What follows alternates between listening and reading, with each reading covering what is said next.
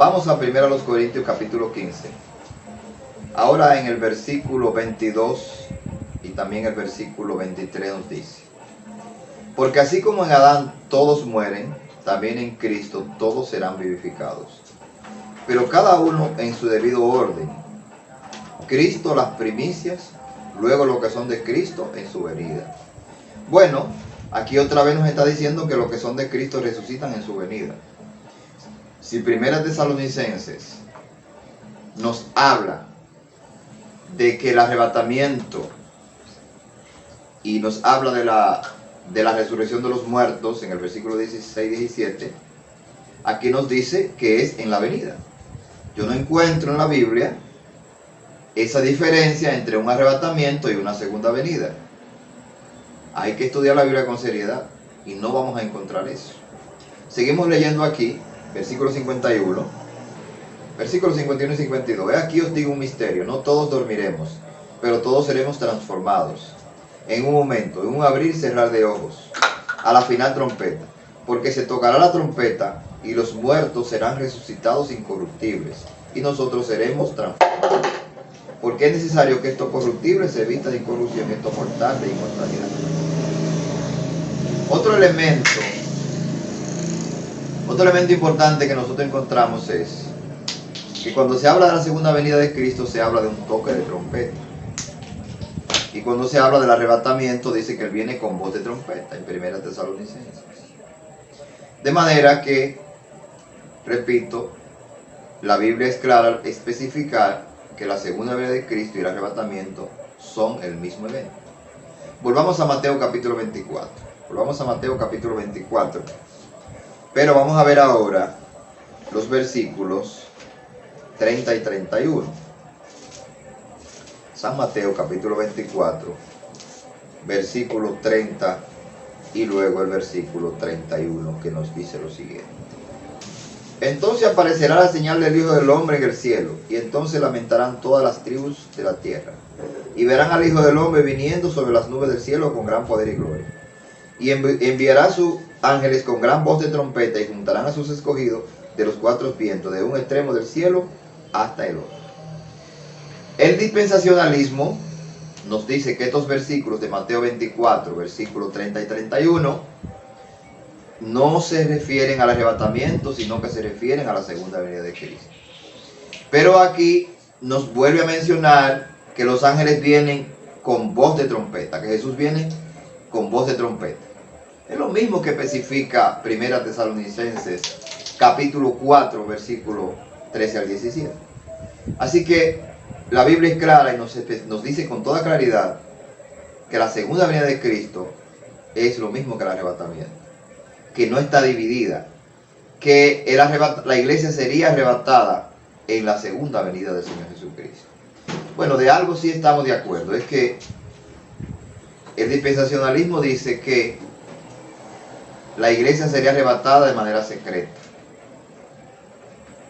La Biblia no habla de un arrebatamiento secreto, pero sí sabemos que esa venida del Señor Jesucristo era una venida espiritual. ¿Por qué? Es decir, no era una venida para que viéramos físicamente al Señor Jesucristo. Pues cuando leemos en Filipenses capítulo 2, versículos 5 al 10, nos dice que el hecho de que Cristo viniera en carne fue una humillación la primera vez, pero que ahora en su segunda venida Él vendría en gloria. De manera que la segunda venida de Jesucristo, el arrebatamiento, fue un evento que ocurrió en el primer siglo, como el Señor Jesús lo dijo en varios textos de las Escrituras. Quiero terminar diciéndole, mis estimados amigos y hermanos, que la Biblia había profetizado en el Antiguo Testamento que Dios vendría a morar con su pueblo. Y voy a leer en el libro de Ezequiel, en el capítulo 36, Ezequiel capítulo 36, donde se hace la promesa de que el tabernáculo de Dios estaría aquí en la tierra. Ezequiel capítulo 36, y vamos a leer a partir desde el versículo, o más bien Ezequiel 37, desde el versículo 24 hasta el 28. Ezequiel 37, desde el versículo 24 al 28, que dice: mi siervo David será rey sobre ellos. Aquí está hablando de Cristo, pero se lo especifica como si fuera David, porque él es el hijo de David. Y todos ellos tendrán un solo pastor, y andarán en mis preceptos, y mis estatutos guardarán, y los pondrán por obra. Aquí está diciendo que habría un solo pastor. Sabemos que Jesucristo dijo en Juan 10:16: tengo otras ovejas que no son de este redil, las cuales debo traer, y habrá un solo pastor y un solo rebaño. Está citando este texto. 25. Habitarán en la tierra que di a mi siervo Jacob, en la cual habitaron vuestros padres. En ella habitarán ellos, sus hijos y sus hijas, y los hijos de sus hijos para siempre. Y mi siervo David será príncipe sobre ellos para siempre. Repetimos que David aquí es un símbolo de Jesucristo. Y haré con ellos pacto de paz. Pacto perpetuo será con ellos, y los estableceré y los multiplicaré, y pondré mi santuario entre ellos para siempre. Aquí está hablando del nuevo pacto en el versículo 26. Un pacto de paz, un pacto perpetuo. Es decir, un pacto que no tiene fin. Porque es un pacto que el hombre no lo puede quebrantar, porque el hombre ya lo cumplió en Jesucristo. El verdadero hombre lo cumplió, que fue Jesucristo. Entonces en el 27 dice: estará en medio de ellos mi tabernáculo, y seré a ellos por Dios, y ellos me serán por pueblo. Y sabrán las naciones que yo Jehová santifico a Israel, estando mi santuario en medio de ellos para siempre. Entonces aquí vemos que Dios promete traer su santuario para siempre y así santificar al pueblo. Porque la santidad bíblica es pertenecer a Dios, estar en el servicio de Dios y estar bajo la protección y la bendición. Entonces aquí vemos que Dios hace promesas, hace profecía, da profecía respecto al futuro que vendría con el Mesías. Que habría un pacto de paz, un pacto nuevo. Que el Mesías sería el buen pastor y que sería rey sobre su pueblo. Y que además traería el tabernáculo de Dios. Leemos en Juan 1:14 que el verbo, que es Jesucristo, se hizo carne y habitó entre nosotros. Esa palabra habitó entre nosotros, en el original dice tabernaculizó, es decir, puso su tabernáculo. Es decir, Cristo vino a poner su morada en los hombres. Y así con su morada, Él santifica a los que creen en Él. Pero dice que su tabernáculo estaría para siempre. Porque sabemos que Cristo, una vez que ascendió al cielo, fue entronado en el cielo como rey, cumpliendo esta profecía de que sería rey sobre su pueblo. Y luego entonces vendría a juzgar a sus enemigos. Entonces vemos que Jesús en el Nuevo Testamento vuelve a hablar de esta profecía de que Dios traería su morada, su tabernáculo para con los hombres. En Juan capítulo 14, que también es un texto que se usa para hablar del arrebatamiento, allí en Juan capítulo 14, específicamente, primeramente vamos a leer el versículo 1 al 3, donde dice: no se turbe vuestro corazón, creéis en Dios, creed también en mí. O sea, ellos creían en Dios, pero debían creer en Cristo. No es suficiente creer en Dios como creen los judíos. Tenemos que creer en Dios como se ha revelado en Cristo ahora.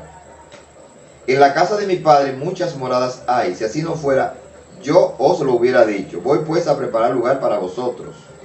Y si me fuere y os prepararé el lugar, vendré otra vez y os tomaré a mí mismo, para que donde yo estoy, vosotros también estéis.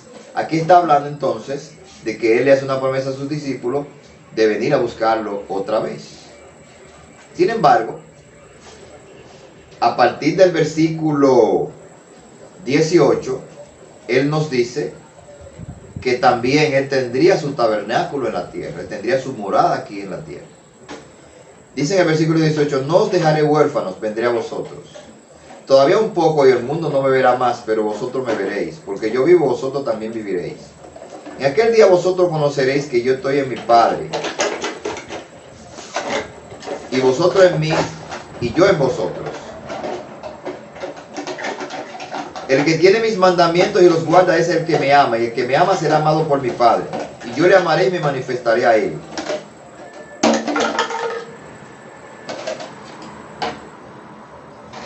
Le dijo Judas, no Iscariote: Señor, ¿cómo es que te manifestará al mundo y no a nosotros? Que te manifestará a nosotros y no al mundo. Respondió Jesús y le dijo: el que me ama, mi palabra guardará, y mi Padre le amará, y vendremos a él y haremos moradas con él.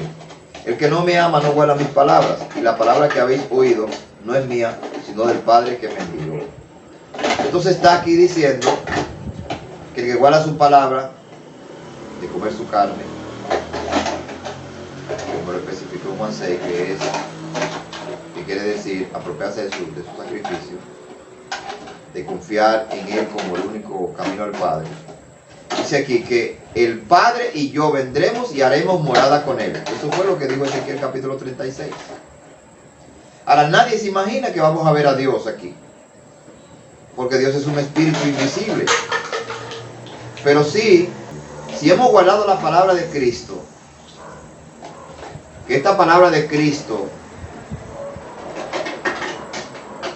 está especificada aquí en este capítulo 14 y en el capítulo 15 de Juan, donde habla ahí de creer en Dios, de no turbarse, habla ahí de amarse. El que guarda esa palabra, dice la Biblia, que Dios viene y hace morada con él. Así que, mi estimado amigo y hermano que me escucha, no esté esperando un arrebatamiento. Disfruta la presencia de Dios donde estás. Si has guardado la palabra de Cristo, de creer en Él, porque en Juan 6, 26, 27 le preguntaron: ¿cómo podemos poner en práctica las obras de Dios? ¿Cómo podemos guardar la palabra de Dios? Y Jesucristo le dijo: esta es la obra de Dios, que creen en el que Él ha enviado. Si has creído en Cristo, lo has recibido para perdón de tus pecados, tienes que estar consciente de que el Padre y el Hijo moran junto a ti. Que el tabernáculo de Dios está con los hombres que han creído en Él, como Él lo prometió aquí en el capítulo 37 de Ezequiel. No hay que esperar el arrebatamiento. Hay que estar consciente de la presencia de Dios, vivir adorándolo, vivir amándolo, vivir sirviéndole y vivir concientizando a las personas de que pueden venir a la presencia de Dios, porque el camino a esa presencia fue abierto por el Señor Jesucristo. Que la gracia, el favor de Dios esté con todos vosotros. Que su amor pueda llenar vuestros corazones y que disfruten de la comunión auténtica y real que tenemos con Dios el Padre a través del Señor Jesucristo. Gracias y paz. Y gracias por sintonizar nuestro programa y hasta una próxima ocasión.